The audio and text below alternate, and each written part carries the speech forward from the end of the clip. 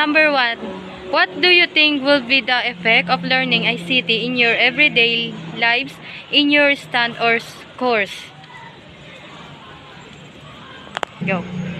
The effect of learning ICT is I can easily access news about what's happening in our society, community, and economy.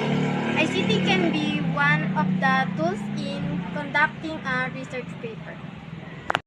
Learning ICT, it can open up new career opportunities in fields such as IT, software development, digital marketing, and more. It can also foster creativity and innovation by providing tools and resources, developing new ideas, and solving problems. You can do things faster, connect with people better, and even create cool stuff like making videos and websites. Kapag po natuto tayo ng ICT, pwede po itong makatulong sa pang-araw-araw na buhay natin tulad na lamang po sa pag-aaral. Pag may kailangan po tayong impormasyon na kailangan natin sa pag-aaral, ay pwede po natin ito mahanap using technology. ICT makes my life easier at home and as a student. At home, I can chat with my friends and watching movies online. And as a student, I use my cell phone for research and group project.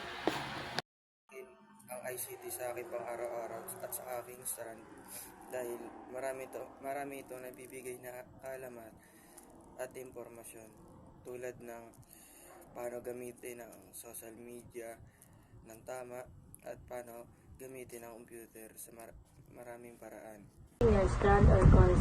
The effect of learning ICT in personal benefits is to enhance communication and increase productivity, while the academic benefit is to enhance presentation, virtual learning, and collaborative projects. Number 2. Give a scenario or situation where ICT plays a big role in solving a real-world problem. One of an example scenario is when I'm lazy to go to mall, I use online shopping like Shopee or Lazada. Example of scenario is dati kung magbabayad ka pa ng bills ay kailangan pupunta sa Cebuana at Palawan upang magpadala ng pera at magbayad ng bills. Ngayon, gagamit ka na lang ng GCash or any payment app upang hindi na mahirapan at mapabilis ang proseso at transaksyon. Dati, para makabili tayo ng mga bagay na gusto natin, kailangan pa natin pumunta sa sa palengke, sa mall, or sa mga lugar na kung saan bilihan. Ngayon, pwede na tayo mag-online shopping para mapadali ang pagbili natin ng mga gamit na kailangan natin. During natural disaster, ICT tools like mobile apps and satellite communication can help coordinate rescue efforts. One of the problem is they range from ending poverty to solving our energy issue to ensuring education is available for all. World problem.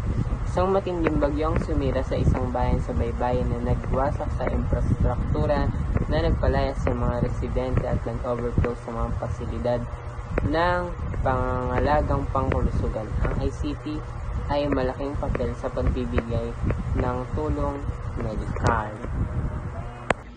Imagine a scenario where a powerful typhoon ravaged a remote island community, causing widespread damage and disrupting communication lines. This situation represents a real-world problem with the urgent needs for rescue, relief, and recovery.